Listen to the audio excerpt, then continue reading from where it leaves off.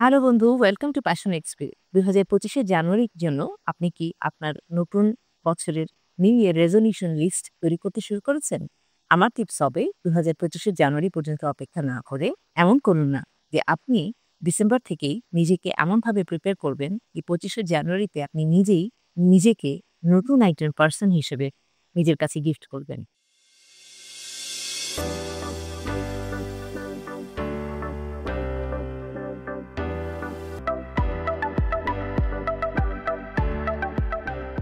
এর জন্য কিন্তু আপনাকে প্রিপারেশন এখন থেকে শুরু করতে হবে। 2025 জানুয়ারির জন্য 2024 ডিসেম্বর থেকেই আপনি নিজেকে নিউ ইয়ার রেজলিউশনের জন্য অপেক্ষা না করেই প্রিপেয়ার করতে শুরু করতে পারেন। এর মধ্যে কয়েকটি আইডিয়া আমি আপনাকে দিতে পারি, যেগুলো আপনি নিজের নিউ ইয়ার রেজলিউশন লিস্টে না রেখে রাদার একটা নতুন সেলফ তৈরি করার জন্য যেসব প্রিপারেশন সেই লিস্টে রাখতে পারেন এবং সেই এরিয়াগুলোর উপরে আপনি আজকে থেকে কাজ শুরু করে দিতে পারেন। চলে আসি মূল টপিকে। বন্ধু, কি হতে পারে আপনার 2025 নতুন আমিত্বকে আবিষ্কার করার পথ?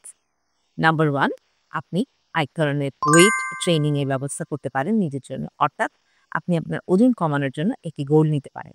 তাতে কি হবে? তাতে আপনি নতুন বছরে এন্টার করবেন বেশ কয়েক কেজি ওজন ঝরিয়ে নিজেকে নতুন রূপে, নতুন আকৃতিতে, নতুন এনার্জি নিয়ে শুরু করতে পারবেন।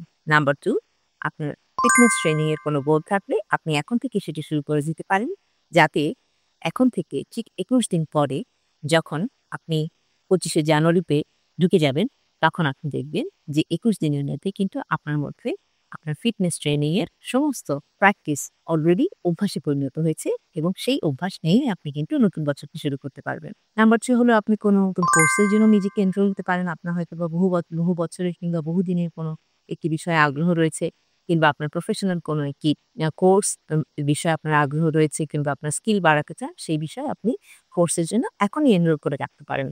এতে হয়তোবা ১-২ সপ্তাহের মধ্যেই আপনার নতুন কোর্সটি শুরু হয়ে যেতে পারে, কিংবা হয়তোবা জানুয়ারি মাসের ১ম সপ্তাহে আপনার কোর্সটি শুরু হয়ে যেতে পারে। কিন্তু আপনি চেষ্টা করুন এই এনরোলমেন্টের জন্য ইনভেস্টমেন্টটি এই বছরই করে ফেলতে। যারা রূপ সচেতন তারা বিউটি রেজিম নিতে পারেন, অর্থাৎ নিজের সেলফ কেয়ার এর জন্য নিজের দিকে মনোযোগ দিতে পারেন। স্পাতে কিংবা কোনো সেলুনে আপনার জন্য একটি অ্যাপয়েন্টমেন্ট আগে থেকেই বুক করে রাখতে পারেন, যাতে আপনি ডিসেম্বরের শেষ সপ্তাহে সেটি অ্যাটেন্ড করে নতুন বছরে একদম নতুন রূপে নিজেকে আবিষ্কার করতে পারেন। নতুন কোনো বিহেভিয়ার এর জন্য আপনি এনলিস্ট করতে পারেন নিজেকে। যেখানে যেমন হতে পারে যে আপনি আপনার অ্যাঙ্গার ম্যানেজমেন্ট নিয়ে আপনার সমস্যা হয়। আপনি হয়তোবা অনেক অল্প বিষয়ে রেগে যান। তাহলে আপনার অ্যাঙ্গার ম্যানেজমেন্ট এর জন্য আপনি 2025 এ কি করবেন তার জন্য আপনি প্র্যাকটিস গুলো আগে থেকেই শুরু করতে পারেন।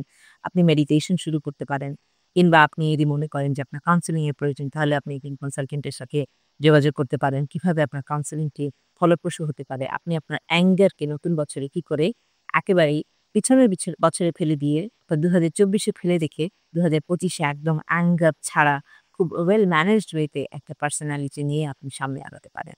নতুন আপনি যদি একটি টিম ম্যানেজ করেন, তাহলে আপনার টিমের জন্য নতুন কোনো কালচার আপনি ইন্ট্রোডিউস করতে পারেন। হয়তোবা একে অন্যকে আপনারা বার্থডেতে উইশ করেন না এতদিন পর্যন্ত। আপনি নতুন বছর থেকে শুরু করতে পারেন আপনার টিমের মেম্বারদের জন্য এক ধরনের বার্থডে সেলিব্রেশন, কিংবা প্রতি মাসে সবাই মিলে একটা সেলিব্রেশন এ যাওয়া, একটা টিম লাঞ্চে যাওয়া, এই নতুন জিনিসটিকে ইন্ট্রোডিউস করতে পারেন। আপনার ওয়ার্ক প্লেসকে আপনি ইনোভেট করতে পারেন।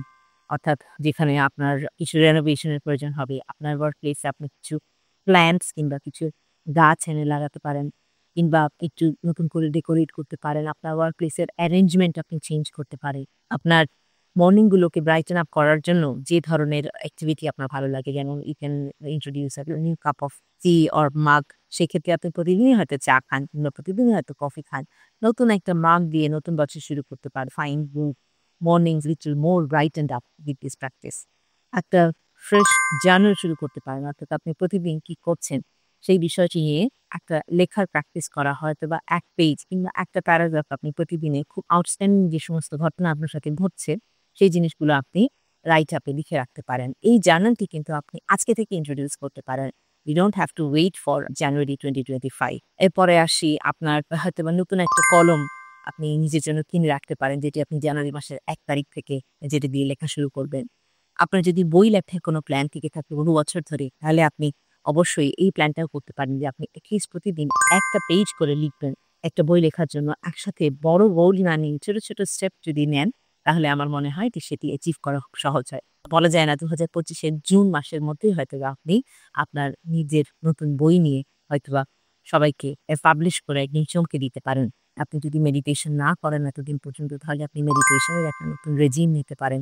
যোগার জন্য আপনি একটি রুটিন তৈরি করতে পারেন যেখানে আপনি প্রতিদিন হয়তোবা ৫ থেকে ১০ মিনিট মেডিটেশন করলেন, ৫ থেকে ১০ মিনিট ইয়োগা করলেন। আপনি দেখবেন আপনার দিন অনেক বেশি ব্রাইটেন্ড আপ হয়ে যাবে। সকালে হতে পারে। সকাল ইজ অ্যান আইডল টাইম। অনেক সময় যাদের দূরে অফিস থাকে, কাজের জায়গা দূরে থাকে কিংবা বাচ্চাদেরকে নিয়ে স্কুলে দৌড়াদৌড়ি করতে হয় তাদের হয়তোবা সকালের টাইমটা অনেক বেশি বিজি থাকে। সেক্ষেত্রে বিকালে কিংবা সন্ধ্যায় কিংবা রাতে ঘুমোতে যাওয়ার আগে যে সময়টি সহজ মনে হয় সেই সময় একটু মেডিটেশন রেজিম রাখা কিংবা একটু ইয়োগার জন্য কিছুক্ষণ সময় রাখা would not do very bad. আর কারো যদি নতুন কোনো উদ্যোগ নিয়ে কাজ করার ইচ্ছা থেকে থাকে যেমন ধরুন আপনি একটি বুটিক খুলতে চান কিংবা একটি অনলাইন পেজে আপনি আপনার বিজনেস শুরু করতে চান। Maybe this is an ideal time. হয়তোবা এই ডিসেম্বর মাসেই আপনি এর সমস্ত প্রিপারেশন করে রেখে আপনার ওকেনিংকে আপনি 1st জানুয়ারিতে করে ফেলতে পারেন। তো বন্ধু, এই ছিল আমার বিভিন্ন রকমের আইডিয়া যেগুলো দিয়ে আপনি নতুন বছর শুরু করতে পারেন। তবে আমার মূল পয়েন্ট হলো আজকের ভিডিও থেকে সেটি হচ্ছে যে আপনি ২০২৫ জানুয়ারি পর্যন্ত অপেক্ষা করার কোনো প্রয়োজন নেই। ২০২৫ জানুয়ারিতে যেন আপনি একজন নতুন আমিকে খুঁজে পান, সেই নতুন আমির জন্য আপনি এখন থেকে প্রিপেয়ার করুন। এবং আপনি দেখবেন যে ২০২৫ জানুয়ারি আপনার জন্য অনেক বেশি খুশির হবে, অনেক বেশি আনন্দের হবে, অনেক বেশি স্যাটিসফাইং হবে। ভালো থাকবেন বন্ধুরা। Be passionate, be positive.